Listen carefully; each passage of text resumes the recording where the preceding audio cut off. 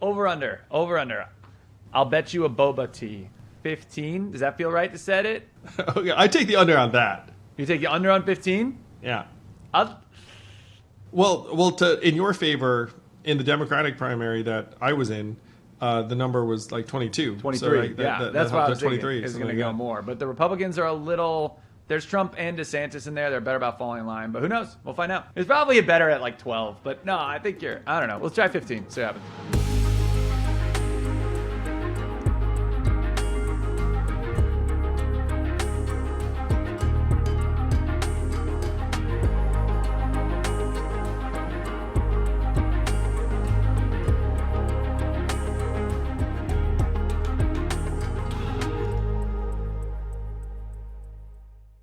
Happy New Year, everybody. It's me and Zach ringing in 2023. It's good to be back. I don't know if I'll be on once a month, but this cadence isn't bad. Every once in a while, come pop my face on. It's like special occasions, special occasions, as elections, New Year's Eve, elections. Yeah, the brand new year, the best year yet. Will it be the best year? Zach and I are going to chew over some predictions for the new year. In particular, we're going to talk about the 2024 presidential race. I know. You're like, oh, shit. How can we be talking about the 2024 presidential race when 2023 is just beginning? But the fact is, most of what you think of as the 2024 race will probably happen in 2023. Like the parties are going to be settling on nominees, not entirely, but maybe entirely. So that's what we're going to talk about. Everybody needs to know, this is the most important thing everybody needs to know, that this year the Backstreet Boys have dropped a Christmas album. You're welcome, forward listeners. I haven't reserved, I've only listened to 2 songs. I've just discovered this. I'm sharing with the world, but they're not bad so far. I'll let you know. So, Zach, 2023 is now 2 days old. What do you predict for the year ahead? I will get us started. I think there's going to be a recession in 2023 induced by the Fed and tightening and higher interest rates and everything else. Magnitude of recession, don't know. But I think there is, at a minimum, a mild recession. There are a lot of businesses I know that are cutting back. There are a lot of businesses that are cutting back publicly. You put it all together, and I think that we experience like a non-trivial contraction, certainly a technical recession in 2023. So plan accordingly, everybody. Yeah, I think it's not a certainty, but I think that's going to happen. It's probably not going to be as bad as we think, given that everyone's like, it's going to be bad, it's going to be bad, it's going to be bad, it's going to be bad. But that seems to be happening. My question actually is going to be, do you think it's a recession or a depression? Like, there are certain high-profile figures that have given us catastrophic warnings, Jeff Bezos being one. There's been a number. Now, a lot of them are just kind of complaining about interest rates being too high. But I don't know. I don't know if you think. I don't have thoughts on how you said you don't know the magnitude. But you probably have some thoughts. You think it's going to be more on the like, that wasn't so bad, or oh boy, we underestimated that. I think it is likely to be non-trivial, shall we say? No, that there are a lot of excesses. Still, I was talking to a guy who runs, frankly, a large investment business where he makes bets on stocks and whatnot. And he says that because interest rates have been so low for so long, essentially let's call it a decade of really low rates, that there are entire business models that are essentially predicated on having access to money at near zero and then being able to generate returns at a certain level. And those businesses no longer make sense when interest rates are as high as they are. And so have those businesses all just gone out of business? No. Are they going to go out of business at some point? Yes. so he said there are like entire segments of the market that fall into that category. I think you're right. I'm nervous for it. I'm nervous for the millions of Americans that it'll hit really, really hard. There are companies cutting back. We've had a lot. We've had a good run. It's time to dial back. I mean, like big picture, people talk about greed versus fear, or risk on versus risk off. I see 2023 as like a building year, where I would not be super aggressive. That's just that's just Andrew Yang's feeling on the economic headwinds and tailwinds. Okay. What do you have for us, Zach? I'll start my first one. We're going to see a war play out in media that Elon Musk has now started. It's going to be between our establishment versus mainstream journalists. And now that has been happening. Obviously, it was evident when we were running. But it's going to peak this year. You're going to see... I think broadcast and mainstream media are going to decline rapidly in their numbers. And I think you're going to see bigger outlets start to grow faster. And I think Twitter accelerates that, or just like divides that. I think it becomes one of the issues that divides this country. Is Elon Musk himself as the figurehead of it, but this kind of free speech, tech censorship, mainstream versus independent, free journalists. I can't. No one. I don't. This is a broad prediction, but something in that lane is going to be very, very, very polarizing, if not a central election issue in 2023. Well, it is kind of interesting where you now do have essentially, if you're not mainstream, then you're in this other bucket of somehow controversial. Barry Weiss just started the Free Press. Yeah, good for her. Our friend Barry. And it's exciting. And I think that there's going to be a lot of appetite for that sort of thing. Is that what you're predicting? Yeah, I'm predicting whether the Free Press is. I mean, I think there'll be a number of them. Like, even I don't even love these guys, but it's not called Semaphore, is what it's called. Was a number of. I think it's pronounced Semaphore. I thought Semaphore. It's Dave Weigel and BuzzFeed Ben and a few others have gone. There's some good venture backing on that project too, and they're a little more establishment-y vibes. But even those, I just think it's. Dude, I thought you were talking more YouTuber-y than that. Oh, I agree. My point is, like, even the mainstream, even your Dave Weigels are working for new types of companies, right? Like, a little more independent. They have more freedom. So that's not the ones I think are going to kick butt. But I think even like that's a telltale sign. I think it comes to a head. I don't know how, but it's going to be politicized because this is my point, that the mainstream media outlets and reporters that have these big Twitter followings and they work for the Times and the Post and the Journal and whatever it is, they're not going down without a fight, you know? Well, it is going to be a theme of 2023, man. That's not bad. All right, I've got a prediction that we can then talk about at some length. I think Joe Biden declares himself to be running for re-election this year. And I think that takes place in second quarter of 2023. Now, Joe Biden has already taken a whole series of steps, essentially inoculating himself from any challenges in the Democratic primary. The single biggest move was putting South Carolina first. And if you remember, South Carolina is the reason why Joe won the nomination. James Clyburn saying go for Joe, and then Pollard behind Joe. Have you talked about that on your podcast yet? Like Iowa getting the boot from the Democrats? Not really. So could Joe be doing this just to thank South Carolina, independent of his run? Sure. Does it make a swell, non-competitive landscape for him if he decides to run for re-election? Yes. Has Iowa earned the right to be the first state again? I think that answer is overwhelmingly no, right? So the tough part here too, Zach, is that Republicans are keeping Iowa. So you're seeing the two calendars are going to... It's a red state. It's a red state now too, true. So the two calendars are diverging. For those of you who weren't up on this, the new Democratic order, pending some challenges and changes and whatnot, is South Carolina 1, Nevada and New Hampshire the same day 2, Georgia 3 or 4, depending on how you want to look at it, and then Michigan 5. And so that's the new Dem order pending. New Hampshire might try and jump the line. They have a state law saying they have to go first. So if they decide to go first, then they might get docked delegates or something or other. I will suggest that if New Hampshire does vote the same day as Nevada, then New Hampshire is going to get somewhat overlooked because Nevada's just a bigger state and it's got more more votes and more delegates, and it does have more diverse populations, and so people will discount New Hampshire if New Hampshire goes the same day as Nevada.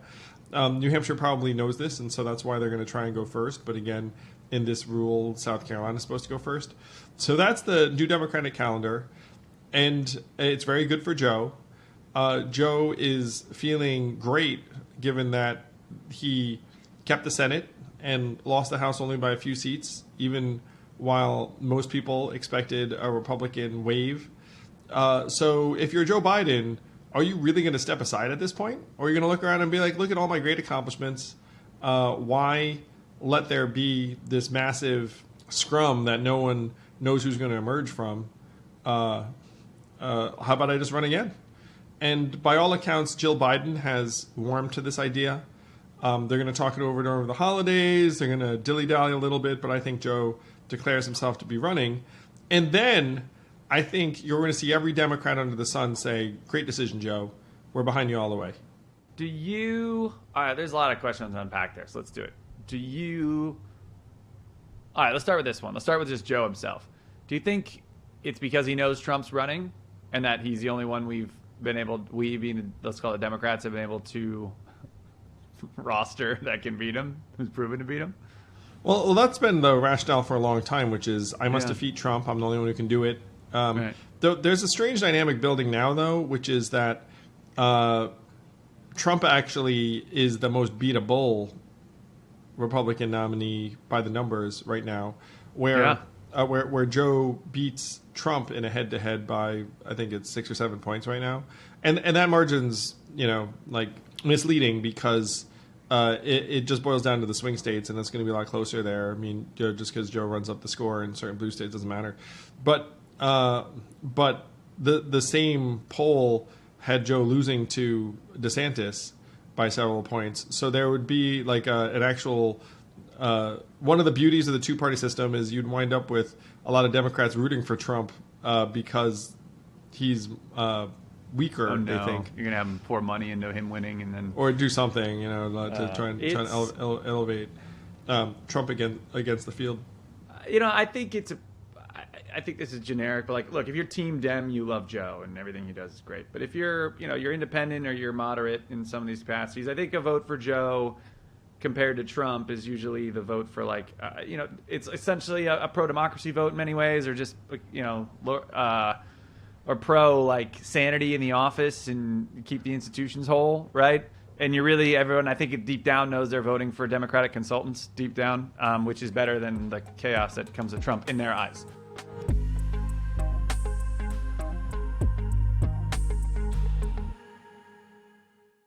We all want to get a little bit more for our money nowadays, and one way to do that is to use ExpressVPN to access content you can't get in the US. Let's say you're a Netflix subscriber. All it takes is one tap of a button to change your location so you can control which country Netflix switches to. I've used this when I wanted to watch Vikings, which is a great show, by the way, because it wasn't available in the US, but it was in another country. There are now over 90 countries to choose from, and ExpressVPN works on multiple streaming devices and services, not just Netflix. So stop paying full price for streaming services and only getting access to a fraction of their content. Get your money's worth at expressvpn.com/yang. Don't forget to use my link so you can get 3 extra months of ExpressVPN free. That's expressvpn.com/yang. expressvpn.com/yang. Netflix and other streaming services anywhere in the world.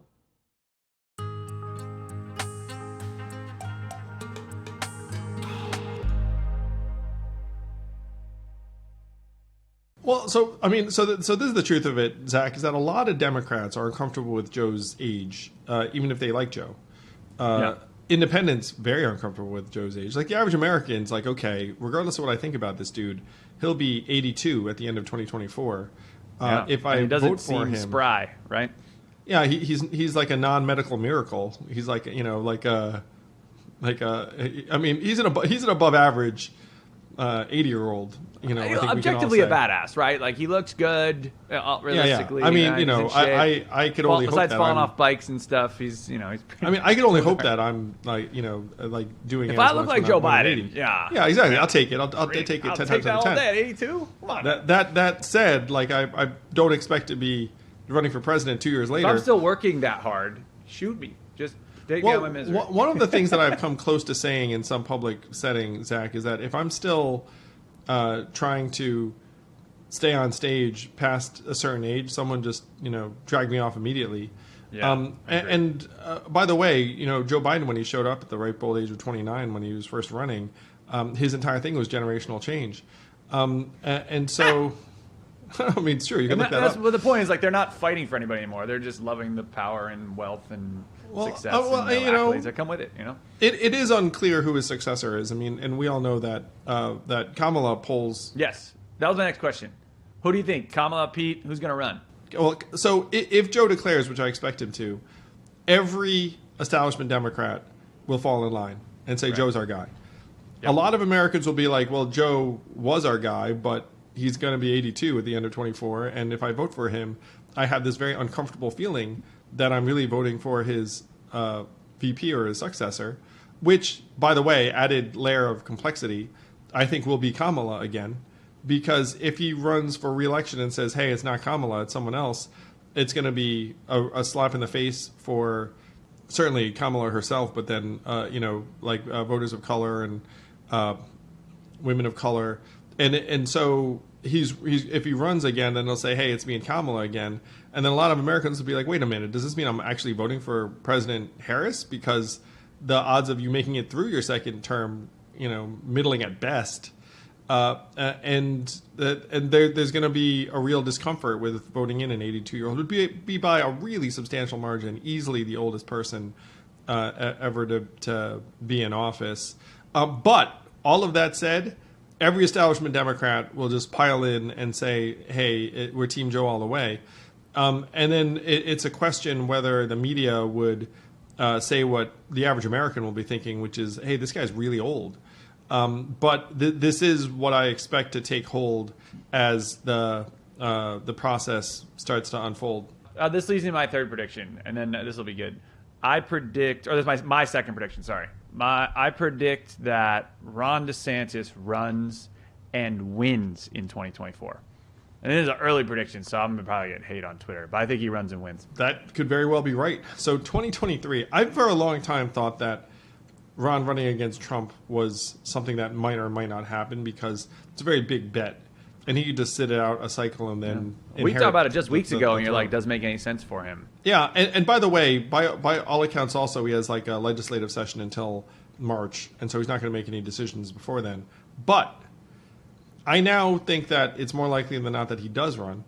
And to your point, right now he's ahead of Trump in the polls. The problem for Ron, and maybe for the country, is that it's not going to be head-to-head. The Republican debates in 2016 started in August.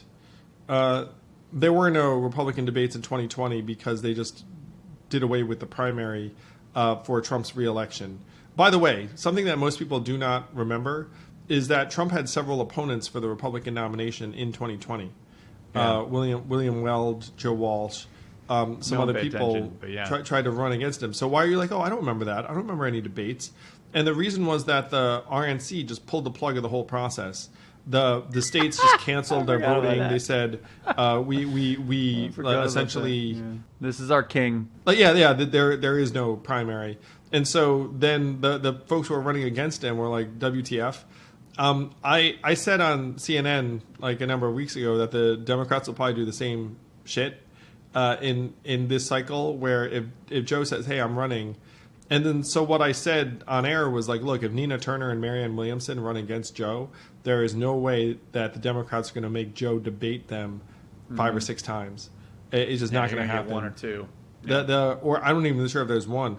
One thing I can very easily see them saying is like, in order to have a debate or to make this debate, you have to be polling at 20%. I'll just move the goalposts. And then if Nina or Marianne gets above 20%, they'd be like, we meant 30. Like whatever the number you have, it's like we meant 10% more. It's so wild that this process is tough, man. I think that the Democrats would just keep moving the goalposts. And the Republicans moved the goalposts in 2020, and no one remembered. Like no one cared.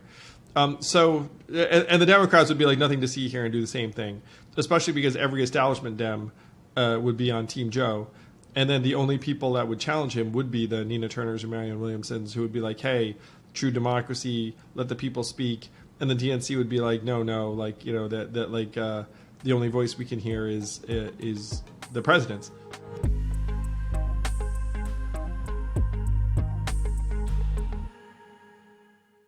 I have always been into my mattress. What do I mean? When I was in my 20s, logically I thought, if I'm going to spend 8 hours a day, ideally, sleeping, I should like the mattress I sleep on. It's probably going to pay for itself over time in terms of health and energy benefits. Technology's come a long, long way since my 20s. And now you can use Helix Sleep to get a mattress that's personalized to you. Just take their sleep quiz at helixsleep.com. They will send you one of their 14 individual types of mattresses to your home, and you can test it out up to 100 days risk-free. How are they so confident that you're going to love their mattress? Maybe it's because it's the #1 mattress picked by GQ, Wired, and my kids. You know what I mean? They just seek out the mattress of the house. Helix is offering up to $200 off all mattress orders and 2 free pillows for our listeners. Go to helixsleep.com/yang. With Helix, better sleep starts now.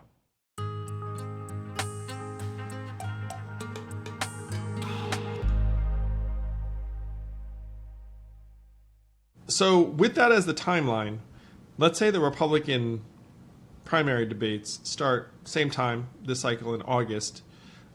You're going to have probably one Republican a month declare throughout 2023 leading up to that first starting in debate. January, baby.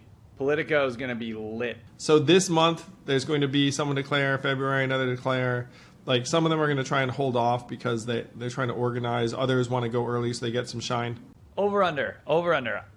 I'll bet you this will be fun. Boba tea bet. That's fine. We need to raise the stakes. Over, under 15. Does that feel right to set it? Okay, I take the under on that. You take the under on 15? Yeah. I'll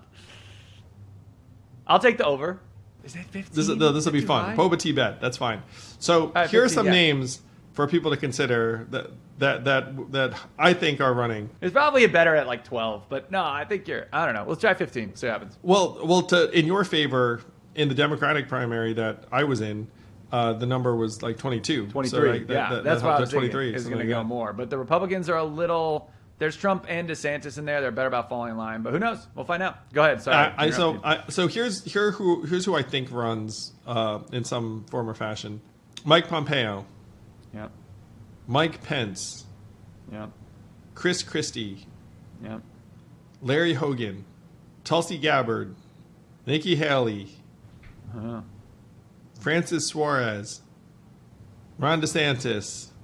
Yep. Tim Scott. Donald Trump. That gets you to 10. And so that's approximately the field I think we're looking at. Actually, 15's good because you know there's going to be 3 like who the hell are you, right? Who's the guy in Virginia that won? Youngkin. The thing is, governor's a good gig. So allow him to he's a new governor. He's also going to be one of the next generation. But Glenn Youngkin apparently didn't think he was going to run for governor. And then he woke up one morning and was like, I'm running for governor. And then he ran for governor. Nice.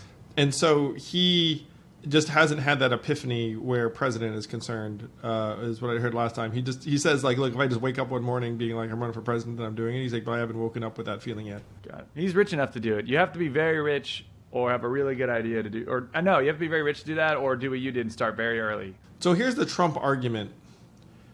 He only got about 35% of the vote in the early states in 16. So if he can hold on to even 30% and the field looks like what I just described, he probably wins because you'd have 9 candidates splitting. Maybe some of them would drop out before the voting starts. So you'd have like 5 candidates splitting the non-Trump vote. So if Trump has 30%, then number 2 probably has 20%, and then Trump wins. if you have a hardcore 30%. By the way, something like ranked choice voting would fix all this, but whatever.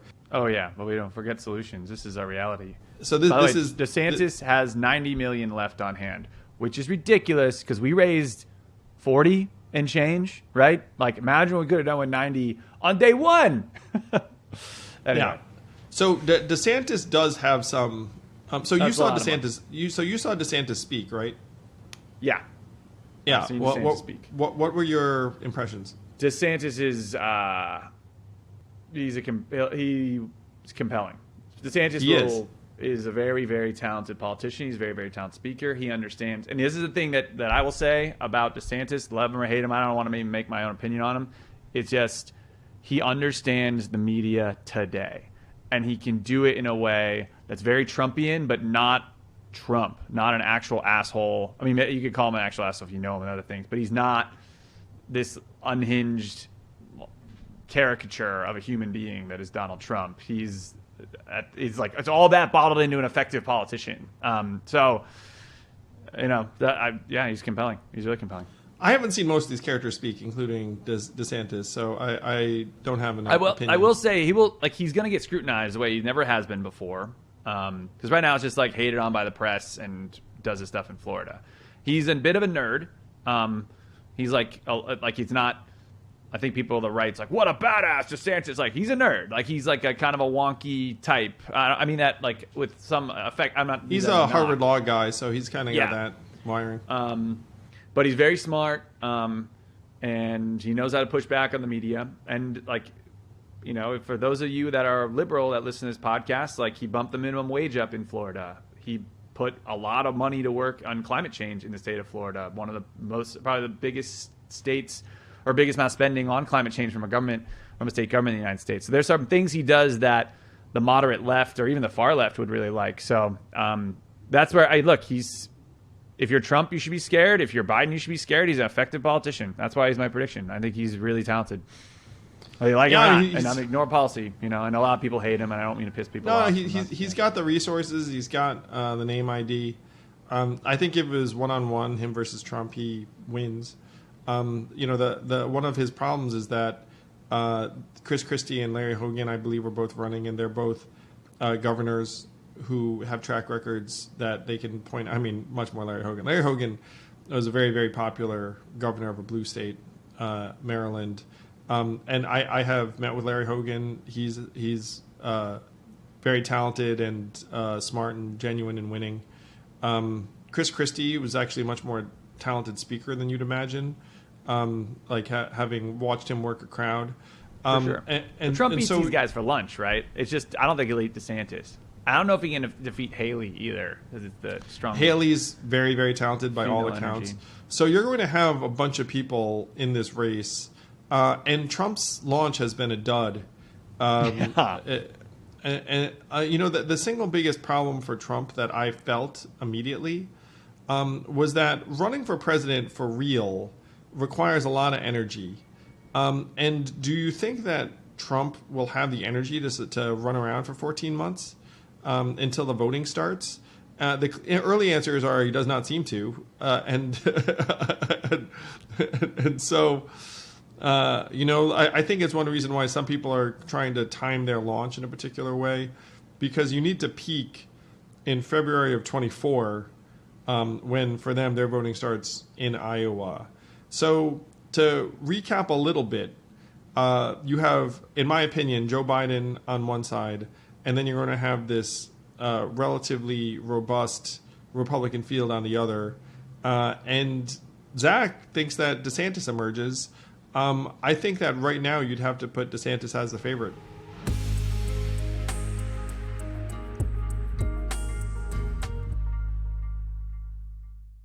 It's interesting because it's like the mainstream media woke up and they realized if we just don't talk about him, things are great. If you look up if you Google Donald Trump or if you see Donald Trump in the news now, the only thing really tied to it is he's either getting sued by somebody or he's losing in the polls. Now, Twitter is a factor there because the reporters are always on Twitter and they used to just write about his tweets. And so that is a thing.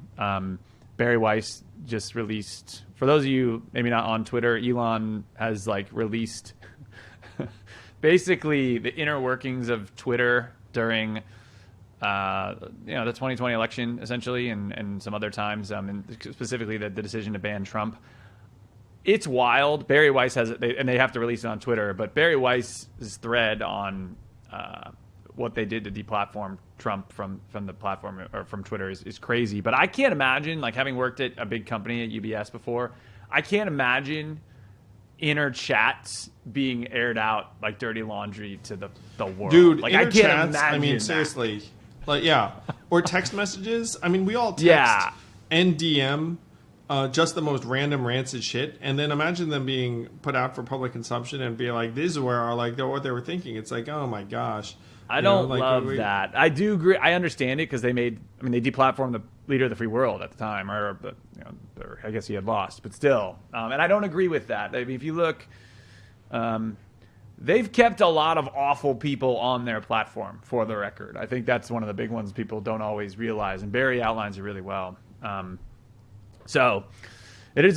So you're saying if Trump comes back on Twitter, it might help change the dynamic? It certainly would help change the media, the mainstream media. It is funny reflecting upon how dominant he was coming up in 2016 and then really through his loss in 2020. Now he's not on Twitter meaningfully, even though he's been reinstituted. I guess he has been. He's welcome back now, right?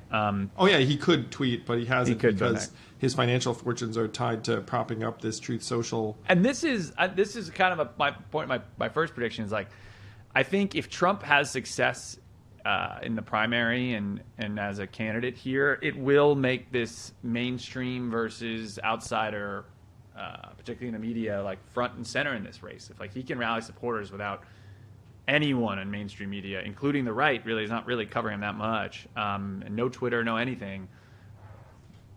We're in a new world, I don't think it's gonna be possible. But I could be wrong.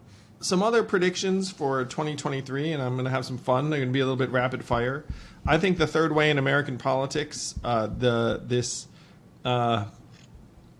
new pathway actually becomes stronger and clearer to more and more people. And I think that the presidential field actually helps, because if I'm right and Joe runs, there are going to be a lot of people who aren't that pumped about either Joe or whoever they think is going to emerge from the Republican field. If it was Trump, which is still a possibility, by the way, 58% of Americans don't want either of those choices. And so you'd have the average American just looking around being like, okay, what are my other choices? I think that's going to be something that becomes a thing. The Forward Party, here's a prediction, will get recognition in 20 plus states in 2023. Wow. Very excited about that. Yeah, that's exciting. So we'll be building out the new approach to American politics. Please do check it out at forwardparty.com. It's a very self-serving prediction, but what can I say? Also, to put you a little bit on the spot, but I predict that Zach here launches a company that's very exciting, and we'll have to talk to him about this exciting company. And I predict that I will have a new book project come out sometime in 2023. It's not going to be until the fall, but I did something fun with a collaborator that we're hoping to get out into the world toward the end of this year. I know these are like predictions that I know are true, so sorry about that, everyone. These but are I just not thought fair I'd have some fun. these are teasers, brother. You are just teasing cool shit you're working on, which is, I think, fine, but you can't be wrong on stuff like this. I predict Zach gets married. I predict That's I true. stay married. Get married. I predict 2023. my children get 1 year older.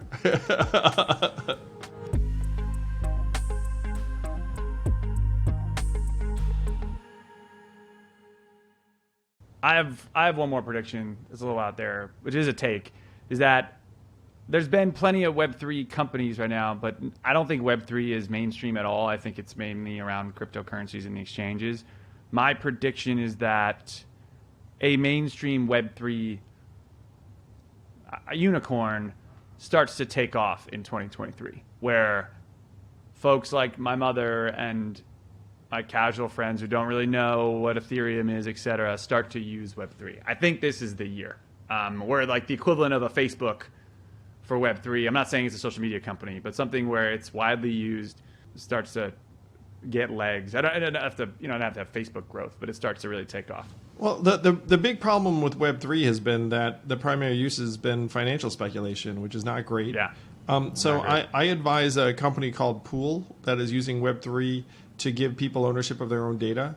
And it's going to kick off in earnest in 2023 in the EU, because the EU has rules that kick in, which give you the right to have custodianship of your own data and appoint a surrogate or a proxy to negotiate for you or to take care of your data. So Pool is enabling an infrastructure where you can make those determinations and then create data unions. And the hope is that they can bring it over to the U.S. The EU just has these rules that are in place. There's not a real national approach to it in the U.S. because of our oh-so enlightened government that doesn't know what the fuck it's doing and anything data related to technology, and so they just let the companies do whatever the hell they want.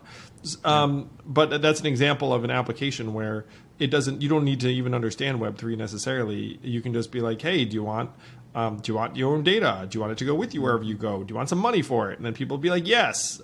So the folks in the EU will be able to do that. That's not going to, I mean, most people in the US won't care until it's here, obviously. But that's an example of something that could happen in the months to come. I think it's close. There's a lot of, and the driver of this prediction is that it's a recession, and venture money has dried up. I mean, there's a lot of that out there, but it's not going to. You're not seeing the ridiculous valuations we were seeing, 2020 and 2019, 2021. So, I think really good companies start when times are tight. So that's I think a lot of resources have gone into Web3. So I think you'll start to see some traction there. That's my big. I don't know if that's a big take, but maybe it is. Well, I hope you're right, man. Again, because financial speculation is not what these tools optimally could be used for. I mean, it's a sign of the times that that's the first use that everyone got excited about. Here's a question I have for you, Andrew. Let's say it's DeSantis. You could pick Haley, you could pick any of them, but like a non-Trump versus Biden. What's the messaging? What do you think the left dies on? What do you think the right dies on? Like the hills that they die on. And because that's going to be the central issue of the next, probably more 2024, but it's going to start heating up in 2023. Well, it's funny because I said it before. I think that Biden's foil is Trump in the sense that hey, I'm Biden, help you make things normal again. And if you put Biden up against a DeSantis or a Haley or a Scott or any of these other characters, then Biden's just going to seem really old, and that's not a great contrast. So you're going to see a total demonization of whoever Joe's opponents are. If it's DeSantis, you're going to have like the mainstream message police, anti-woke movement from the right. In addition to, I think you're going to see a lot of Reagan messaging that's like smaller government, lower taxes, tough on crime, because those things are all like the Biden administration has spent a lot of money. Crime is up. Government is big. The economy's not great. So I think that's where you go. On the left, I'm not sure. It'll be somewhat of the keep this soul of America going. Trust us because the right is evil. I think that's probably what. That's what I'm saying. It's just going to become very oppositional. Last prediction I have is in 2023. Buffalo Bills become Super Bowl champions. The Buffalo Bills win the Super Bowl. We're going to go to Glendale, Arizona. We're going to beat probably the Philadelphia Eagles and raise the Lombardi for the first time in Buffalo history. It's going to be amazing. I'm going to be there. I'll be crying, grown man crying like a baby. And then I might get a tattoo. We're not sure. Carly, my fiance, tracks my blood pressure a bit when I watch a Bills game. And it spikes. It's not good. It's not good. There's not like a monitor, but she can just tell that I'm.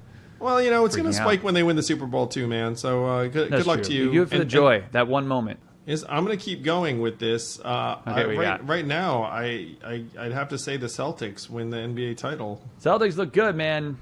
They're mad. They lost in the finals. They're mad. They're young. They're athletic. They're scrappy. I think they can win the East, and I think they can win the whole thing. I mean, in the West, geez, man. I mean, the Warriors seem vulnerable, but then they came out of nowhere and won it last year. I don't know what's going on in the West. There's tough to go against the Warriors. Celtics, Warriors. I don't know enough about the NBA to make smart takes, but the Celtics do look good. Here's a big prediction for 2024. At least one more U.S. senator declares their independence from the two major parties, joining Kyrsten Sinema in doing so. Who's it going to be? Here are two very, very big possibilities. Joe Manchin. The Manch. Recently said no guarantee he stays a Democrat. Up for re-election in 2024 in West Virginia, which is a state that Trump won by 38 points. So how popular is it to be a Democrat in West Virginia? Not very. So you could see Joe Manchin join Kyrsten Sinema in being an independent. Who else might become an independent? Lisa Murkowski out of Alaska. Doesn't have to face re-election for 6 years. This might have been her last race. And if she's an independent, she gets to do what she wants, gets to be incredibly influential. Oh, by the way, they got rid of party primaries in Alaska, and she just fended off a Trump-endorsed challenger. And most of the people who voted for her, I'm going to say, were probably independents or moderates anyway, including some Democrats. She and Mary Peltola, the Democrat, cross-endorsed each other. So if you're Lisa Murkowski, do you really owe the Republican Party a whole heck of a lot at this point? No. So you're going to see yet another independent U.S. senator. And then if you do the math on that, depending upon who it is, you could wind up with those independent senators being vital to get anything done in the Senate, any approvals, appointments, certainly laws, though, though I'm hesitating on that because another prediction for 2024, you're going to see a real mess in the House of Representatives in terms of their ability to pass legislation. You have a Republican majority of 5 seats, but this Republican majority does not get along at all. Like you have folks like Marjorie Taylor Greene and Lauren Boebert over on the side just jumping up and down, and then you have some folks who are a lot more reasonable than that. So they're going to have a really hard time getting any legislation across the finish line. And it's going to be up to the Democrats whether they want to bail them out and give them some votes on various things. It's not going to be a good legislative environment. And the Republicans aren't really into passing shit anyway. So you're going to see some very, very strange dynamics coming out, but not a whole lot of legislation because the polarization, unfortunately, is going to get the better of it. 3 independent senators. That's great. And you know what that means is because it's going to be split and there's going to be a fragmented power, you'll probably have 10 like wishy-washy senators, if you will, where there's you're going to wind up with. By the way, there's actually some scuttlebutt too. Like I think there are some folks trying to work on some kind of fulcrum in the Senate that extends to both parties. Independent caucus. Maybe it's the forward caucus. Who knows?